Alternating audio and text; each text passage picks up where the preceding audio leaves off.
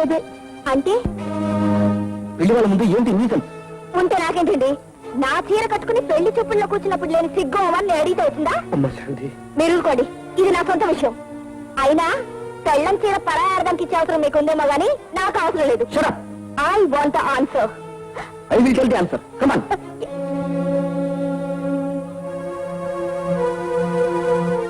నిన్ను చూస్తుంటే నిజంగా జాలేస్తుందయ్యా. మంచి చీరన్న కొన్నాను వాడివి ఆడపిల్లకి పెళ్ళేం చేస్తావు? పాపం మేము వచ్చావని స్వీట్స్ కి డ్రింక్స్ కి 100 పైగా ఖర్చే ఉంటుంది. ఈ 100 నీ దగ్గర ఉంచు. ఆ అమ్మాయికి మంచి చీర కొనిపెట్టు. ఆ చీర చూస్తున్నా ఎవరన్నా మోసపోవచ్చు. ఉంచు.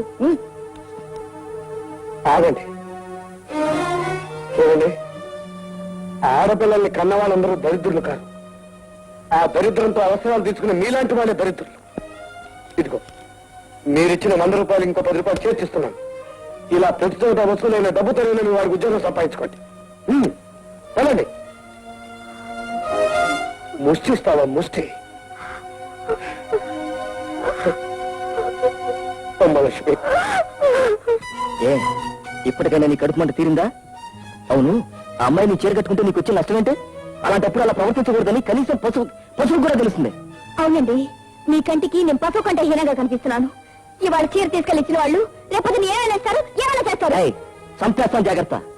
పుట్టగానే పిల్లల్ని తినే పులిజాతే నీది. అసలే అమ్మాయి జీవితం దినదిన గంధంగా ఉంటే వచ్చిన ఒక సంబంధాన్ని బోడి నీ చీర కోసం చెరగొడతావు నువ్వు. ఆహా, అలాగా?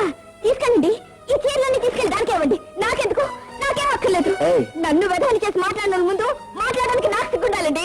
ఏ చెల్లెలు పెళ్లి చేయాలని ఆలోచించిన వాళ్ళు తనకు మంచి చీర కొనాలని ఆలోచించుకొని ఉండాలండి.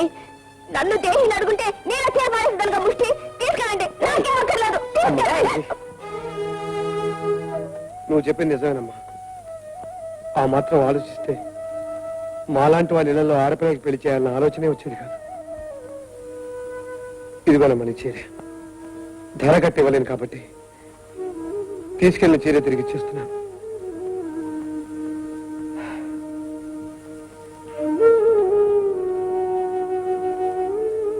దీన్నేమంటారో తెలుసా?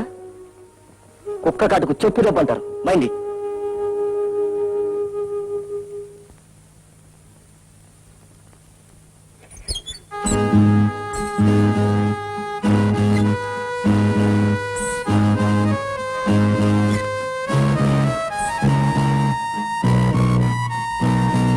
అమ్మ బాబోయ్, ఊరి చివరికి వచ్చేసాను.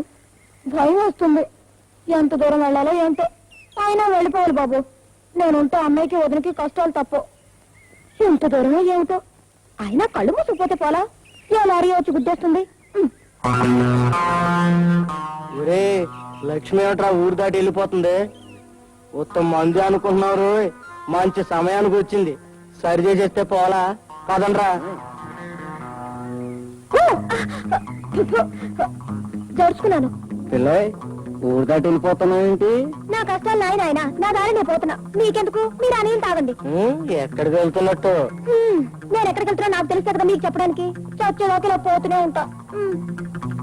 ఒరే వెళ్ళిపోతుంది రండి. మీ నాన్నకాల నోటి చేసిన అప్పయ్యా. ఇంటి దగ్గర మా ఆవిడ అన్నం కూడా పెట్టలేదు. ఎప్పుడు ఇస్తావు చెప్పయ్యా? ఇంతకాలం ఆగారు, ఇంకా కొద్ది రోజులు ఆగండి. వచ్చే నెల జీతంలో మొదలు మీ బాకీ తీరుస్తుంది.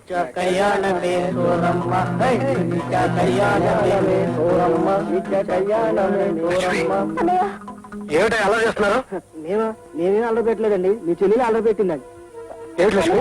నిజంగా నాకేం తెలియదు. నేనేం చేయలేదు. మేము మంచి వాళ్ళం కాబట్టి సరిపోయింది. మీ చెల్లి చేసిన దానికి జరగకూడదే జరుగుండే సార్. నేనేం చేశాను బాబు? ఏం చేసావా? ఊరు బయటకెళ్ళి చదువుకుంటున్నామండి. అక్కడ మీ చెల్లి వచ్చి కన్ను కొట్టడం నవ్వటం మొదలు పెట్టిందండి. తప్పు కదమ్మా అన్నామండి. వెంకటేశ్వరరావుకి ఊళ్ళో మంచి పేరుంది, ఆయనకి బ్యాగ్ నేమ్ తీసుకురాకమ్మా అన్నామండి. వింటే కదండి.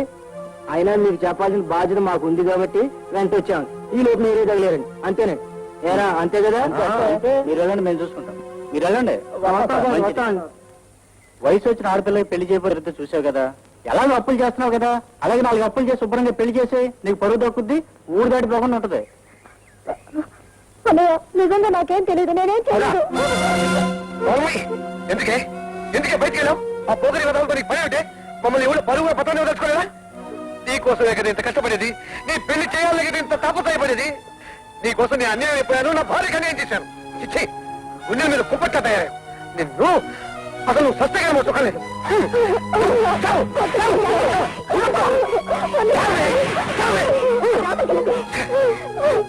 ఊరుకోమ్మా అమ్మా లక్ష్మి ఊరుకోమ్మా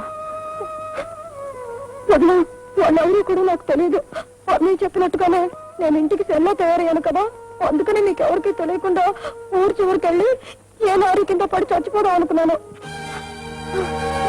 అప్పుడు వీళ్ళు వచ్చి గొడవ చేశారు అందుకే భయం వేసి పరిగెత్తుకుంటూ వచ్చేసాను అంతే లేకపోతే అక్కడే చచ్చిపోయేదాన్ని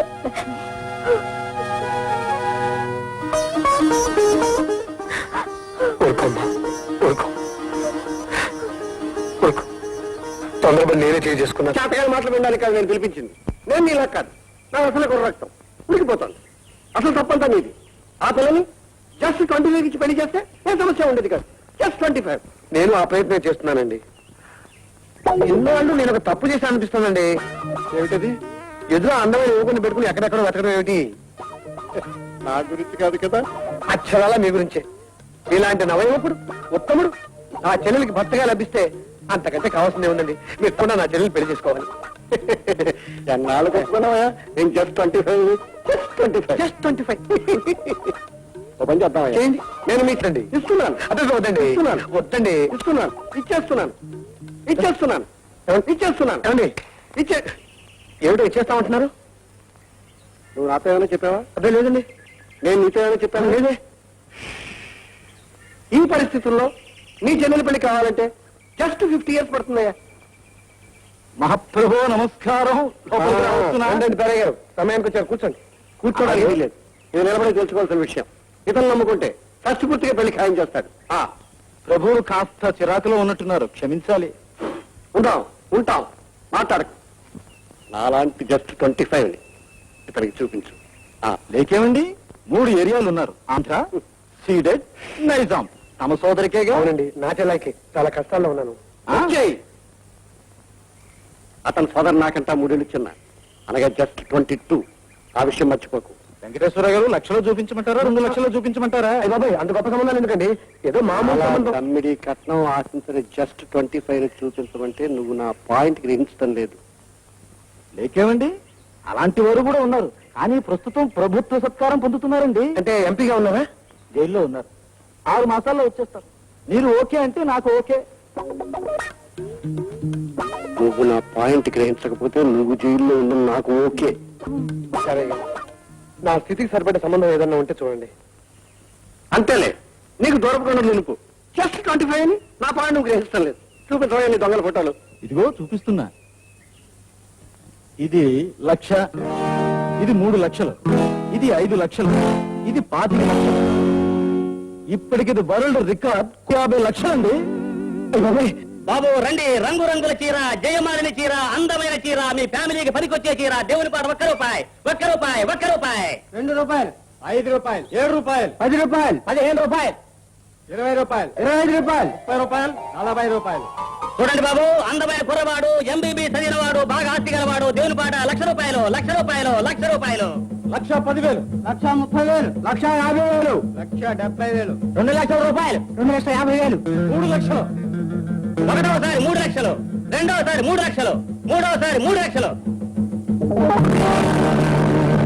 చూడండి బాబు పెళ్లి కూతుళ్ల తల్లిదండ్రుల మీద అతి ప్రేమతో బిఏ చదివిన కుర్రవాడు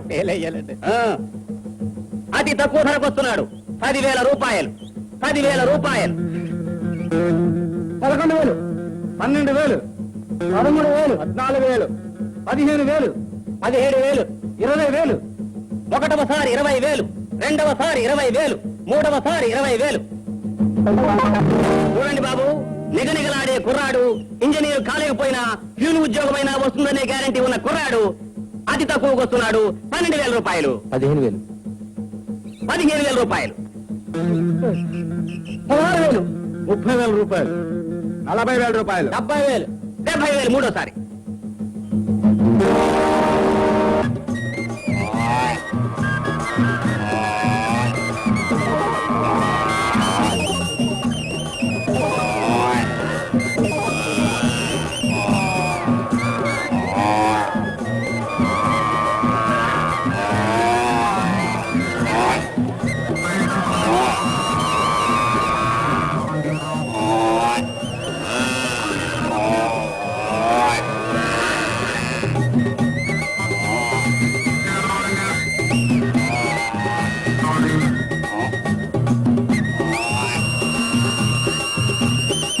అయ్య